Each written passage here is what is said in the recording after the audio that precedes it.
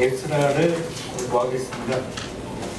에스라는 코레스 왕의 칙령에 의해서 백성가족으로 본토 이스라엘로 들어가 주의 성전을 다시 재건했던 하나님의 사람이었죠. 서기관이었습니다. 그리고 에스라는 제사장이기도 합니다. 에스라서는 에스라 자신이 기록을 했는데요. 7장 1절부터 10절까지는 다른 누군가가 기록을 했습니다.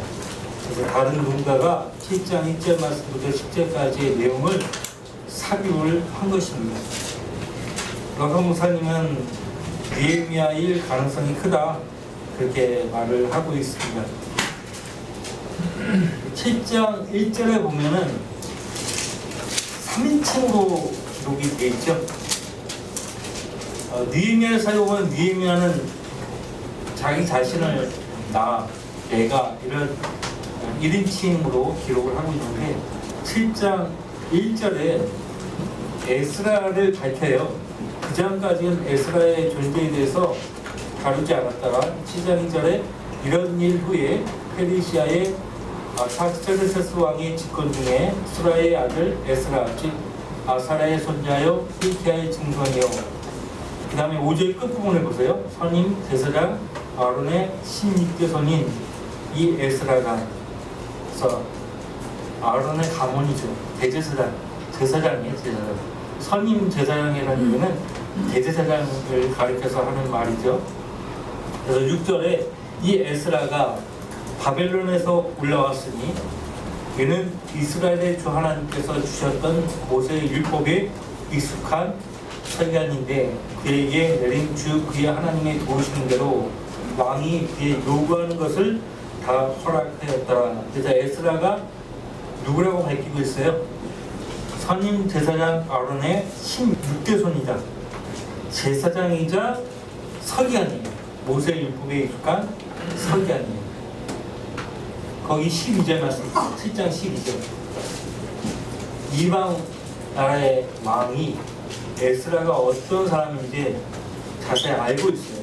왕 중의 왕인 아타스테르세스는 하늘의 하나님의 율법의 서기관인 제사장 에스라에게 편지하노니라고 했죠. 에스라는 제사장이자 서기관이에요. 예수님이 오셔가지고 서기관들을 신랄하게 비판하셨는데 대체적으로 서기관 하면은 나쁜 이미지로 연상이 되죠. 근데 성경을 보면 이 에스라처럼 참된 서기관도 있어요. 서기관이 하는 일이 뭐예요? 성경을 필사하고 보관하는 그 일을 주로 맡아서 했습니다. 그래서 그 성경을 맡았던 자라 이렇게 성경 말하고 있거든요. 성경을 맡은 사람, 성경을 필사하고 보존하는 사람이에요. 서기관이 그 일을 했다고. 그래서 성경에서 참되고 훌륭한 서기관으로서 두 사람이 나오는데 그중 한 사람이 에스라고 또 한 사람이 예레미야서에 보면 바룩이 나와요. 그 바룩도 서기관이에요. 그래서 참되고 훌륭한 두 서기관이 성경에 나오는데 에스라와 바룩입니다. 70인역에서는 정체불명의 에스드라서, 그것도 에스드라 전서, 에스드라 후서 이렇게 나와요. 에스드라 전서에 에스라와 느헤미야가 나오는데 희한하죠. 에스드라 후서는 뭐 이상한 환상의 내용이 나오는데요. 우리엘 천사는 성경 어디에도 나오지 않아요. 성경에 나오는 천사 이름이 가브리엘과 미카엘만 나옵니다. 카톨릭에서는 루시퍼까지 봉헌시키는데 카톨릭에서는 루시퍼라는 말을 쓰지 않고 루시엘이라는 말을 쓰죠. 어쨌든 루시엘도 그렇고요, 우리엘도 그렇고요, 이런 이름의 천사가 성경에 나오지 않습니다. 우리엘 천사가 해석을 해준 우와 같은 환상들이 이 에스드라 후서에 나온다고 하는데요, 우리가 전혀 관계없어요. 하나님의 영감받은 책이 전혀 아닙니다. 70인역이 기원전 250년 전에 나왔다고 하는데 그는 사기예요. 기원 후 250년에 나왔어요. 기원 후 250년경에 나온 것입니다. 변개된 성경의 72년은 하나님의 영감받은 성경이 아닙니다. 자, 그러면 다시 에스라 1장 말씀부터 보기 전에 먼저 우리 지난 시간에 역대기야 공부하면서 바벨론에 의해서 예루살렘이 3번에 걸친 침공을 받은 것을 우리가 보았었죠. 요시아가 아시리아와 합세해서 이집트 파라 느고 왕과 싸웠었죠. 할크미스 그쪽에 와서 싸웠다가 무깃도라는 곳에서 죽임을 당했어요. 백성이 요시아 다음으로 그 아들 여호아스 왕을 보좌에 세웠는데 느코가 그를 폐위시키죠. 폐위시키고 조공을 부여했습니다. 그리고 그 여호아스를 이집트로 끌고 가죠.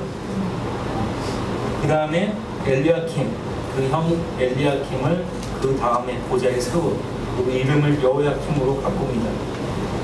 그 여호야킴이 이때 하나님께 돌아가지 않고 오히려 하나님 앞에서 악한 것을 행했죠. 그것 때문에 하나님이 바벨론에 통해가지고 침략을 받게 했어요. 그것이 1차 침공이에요.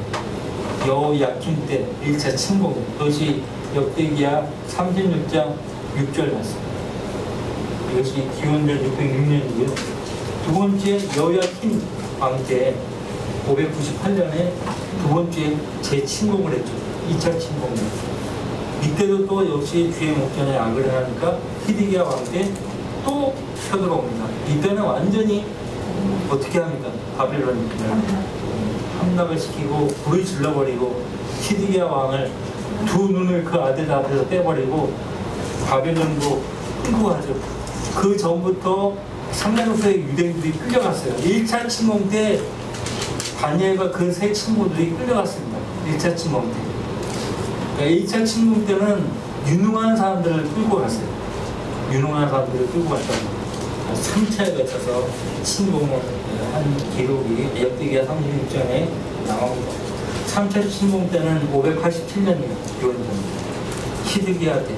히드기야 왕 때. 이렇게 이제 끌려갔는데 그때도 선지자 예레미야가 백성과 함께 바벨론으로 끌려갔거든요. 근데 바벨론 왕이요 느부사라단 대장에게 선지자 예레미야에 대해서는 마음대로 네가 원하는 곳으로 가라고 했는데 예레미야 선지자가 백성 가운데 함께 하겠다고 같이 갔거든요.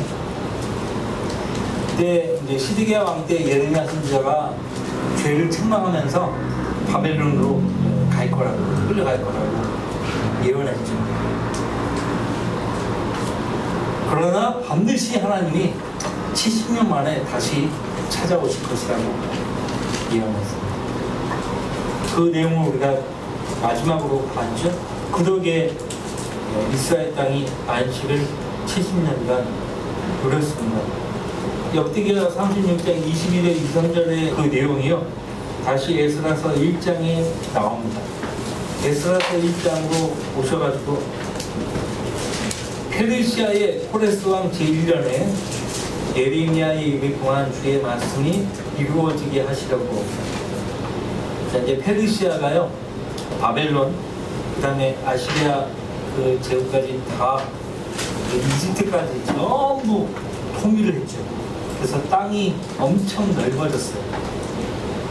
그러니까 이제 페르시아만, 지금 페르시아, 이란, 그 이때 아프가니스탄, 그 이때부터 시작해가지고 저 이집트 남부까지 전부 이제 페르시아가 돼버립니다. 여그 목사님은 수치로 이렇게 말씀하십니다. 65만 5,200평방킬로미터. 엄청난 땅을 얻게 됩니다. 엄청난 땅을 얻게 됩니다. 근데 이 코레스 왕은요, 그가 통치하기, 그러니까 태어나기도 훨씬 전에, 그러니까 300년 전부터 하나님이 예언을 하셨다. 이름까지. 우리 옛날에 살펴봤어요. 몇 주 전에. 그 내용이 이사야서 어디에 나오죠? 이사야서 다시 한번 볼까요? 44장을 보세요.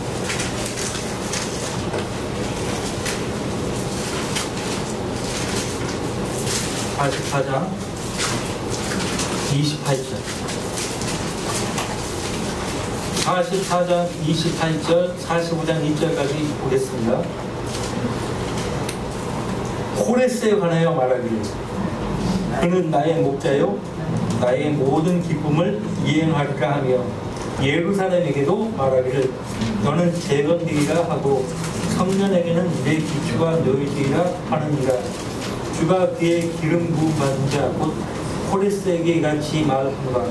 내가 그의 오른손을 잡았으니 민족들로 그 앞에 항복케 하며 내가 왕들의 허리를 펴겠으며 굿작 성문들을 그 앞에 열어서 닫지 못하게 하리라. 이대로 된 거예요. 이대로 이루어졌어요.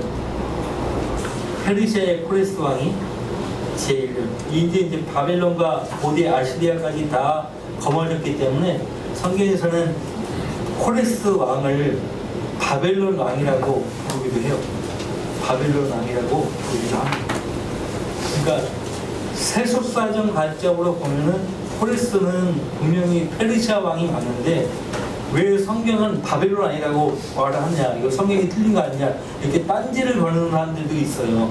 성경 자체의 증거를 몰라서 하는 말이에요. 이 코레스 왕이요 1차 칙령을 선포하는데, 자, 이 칙령을 선포하게 된 가장 큰 이유가 무엇인지 밝히고 있어요. 예레미야의 입을 통한 주의 말씀이 이루어지게 하시라고. 이것이 가장 큰 이유예요. 코레스가 자기 마음대로 이 칙령을 선포한 게 아니라 먼저는 하나님이 예레미야의 입을 통해서 말씀하신 것을 이루기 위해서요. 그래서 이 말씀을 이루기 위해서 이 코레스 왕의 영을 또 하나님이 감동시키십니다. 하나님은요 항상 자신이 하신 말씀을요 철회하는 법이 없어요. 반드시 이루신다고.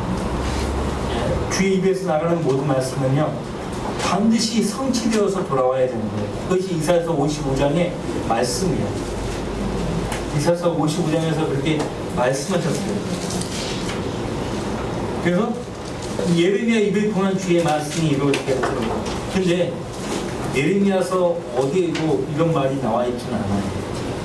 원래 이사야서에 이 말이 나와 있죠. 우리가 금방 이사야서 44장 28절과 45장 1절 말씀 봤었잖아요. 그러니까 무슨 말이냐면 이것도 무슨 아니냐 이렇게 딴지를 거는 학자들도 있는데, 예레미야가 그 입으로 주의 말씀을 했어요. 근데 예레미야는 기록하지 않았을 뿐이에요. 말은 했어요. 말을 했지만은 기록하지 않은 내용이 많죠. 또 다른 사람이 기록한 것도 있어요. 일단 창세기 어디에도 에녹이 예언한 내용은 없어요. 근데 유다는 에녹이 예언한 내용은 정확하게 유다서에 기록을 하고 있거든요. 주께서 수많은 성도들과 함께 오신다는 말씀을 했어요. 예언을 했단 말이에요. 그러니까 예레미야가 말을 했지만은 예레미야서 어디에도 이 내용을 기록을 하지 않았어요. 그래서 그가 코레스 왕이 그의 왕국 전역에 포고하고 글로도 써서 말하게. 포고만 한 것이 아니에요. 왕이 선포만 한 것이 아니라 글로도 썼어요. 하나님께서 입으로 말씀만 하신 것이 아니고 글로도 써서 우리에게 주신 거예요. 그래서 성경은 기록된 경전이죠. 기록된 하나님 말씀을 성경이라고 하는데, 이 무식한 정동수와 윤경화는 성경 기록이라고, 스크립처를 성경 기록이라고 번역을 한 거예요. 성경이라는 말에 기록된 경전, 기록된 하나님 말씀이라는 뜻이 들어있는데, 기록된 하나님 말씀의 기록, 이렇게 돼버린 거죠. 이건 번역이 아니에요. 무식하면 배워야죠. 그러니까 탄로가 나도 어디에선가 탄로가 난다고. 그런 부분이 굉장히 많아요. 그리고 지난 시간에 내가 살펴보려고 했는데, 신명기를 통해서 하나님께서 그 백성이 떠나면 식량봉을 끊어버리겠다, 그렇게 말씀하셨어요. 식량봉을 끊다, 이 말은 우리 한글 킹제임 성경에만 유일하게 있는 말이에요. 국어사전에도 그런 말이 없어요. 식량봉을 끊다 했대요. 브레드 스태프라고 돼 있대요. 직역을 하면 빵 지팡이에요. 정동선한 사람은 빵 지팡이로 번역을 해놨거든요. 빵 지팡이가 뭐예요? 와닿지가 않아요. 식량봉이라는 말을 우리나라에서 최초로 만든 단어예요. 성경 번역하면서 이성 목사님. 세종대왕님이 봐도 참 잘 만든 박수 치시고.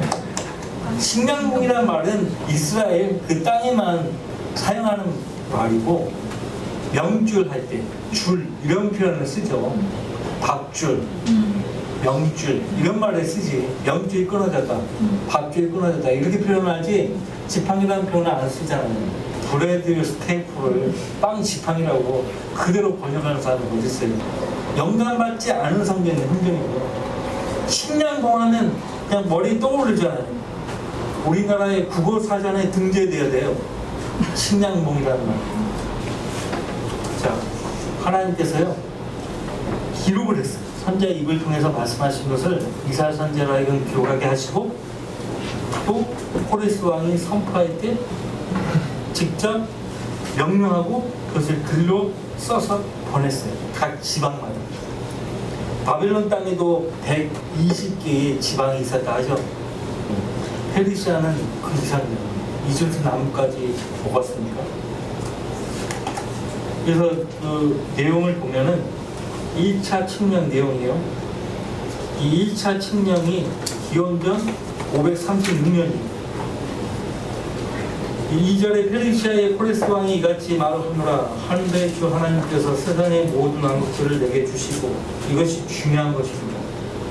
우리 지난번 1일 특강 때 하나님의 계획과 천국에 대해서 공부했을 때 아담에게 넘어가 아담 불순종하니까 사탄에게 뺏겼다가 다시 노아에게 주시고, 뺏고 뺏기는 그런 역사를 우리가 보죠.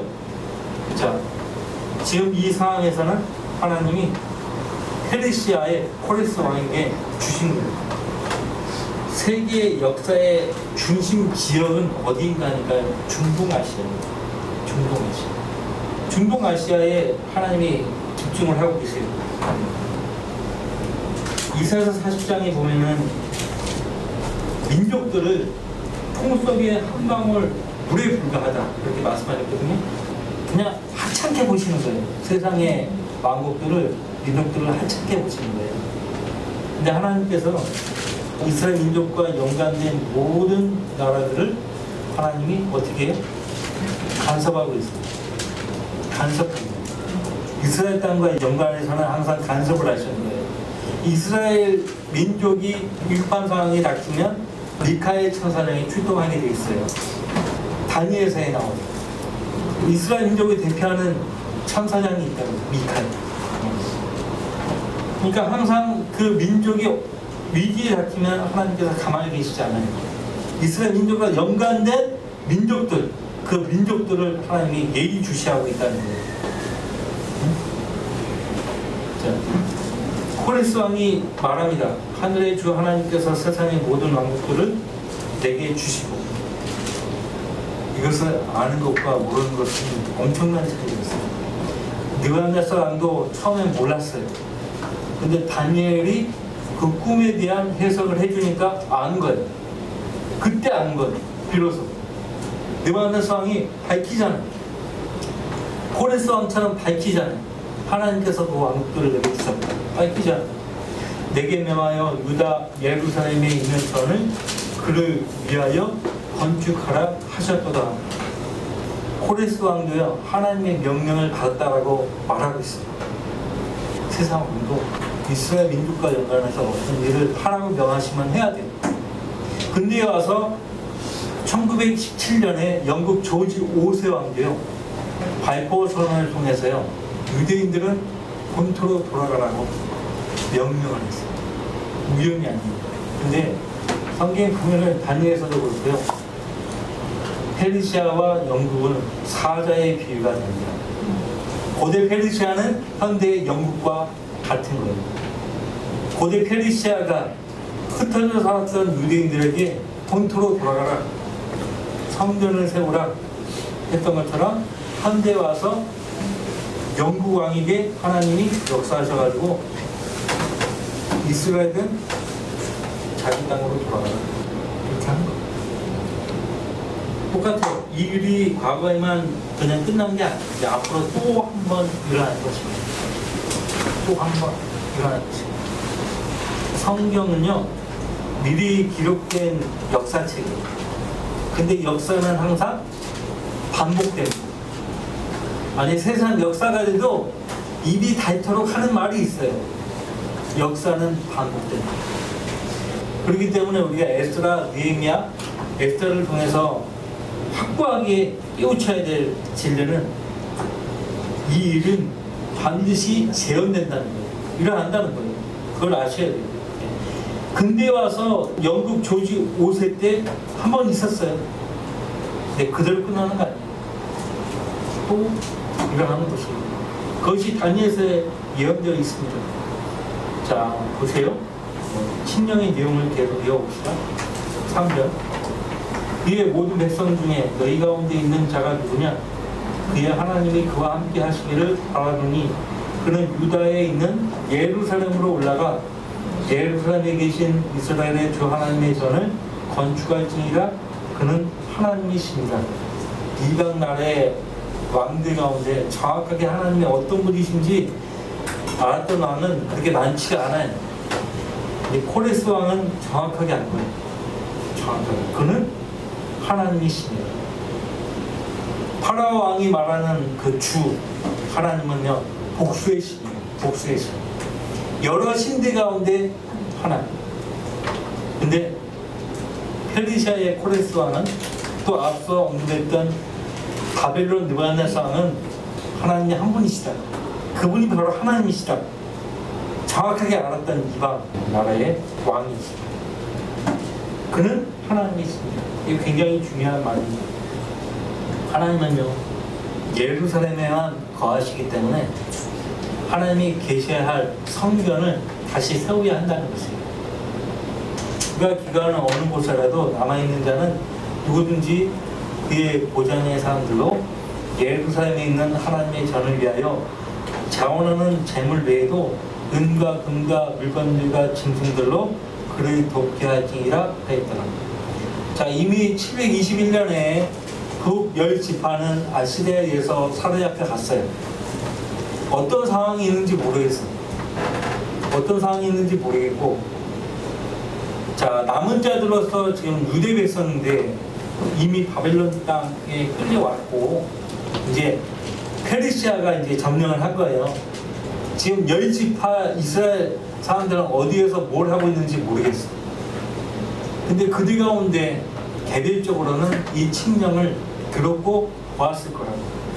그러니까 왕이 돌아가라고 하니까 흩어졌던 10지파 이스라엘 백성들도 돌아가려고 했을 거라고. 근데 그렇게 많지 않았어요.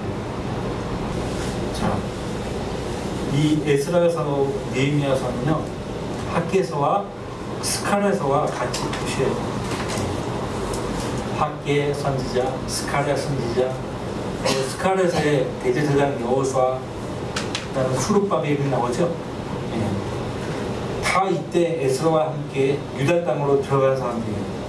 자, 다시 우리 4절 보면은 누구든지 그의 고장의 사람들로 예루살렘에 있는 하나님의 전을 위하여 자원한 재물 외에도 은과 금과 물건들과 짐승들로 그를 돕게 할지니라 하였더라.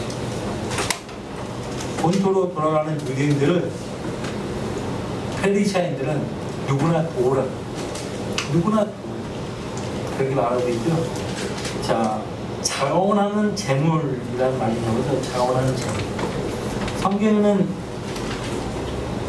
자원하다 이런 말이 나오고 출애굽기에도 나오고 28장에 나오고 하죠.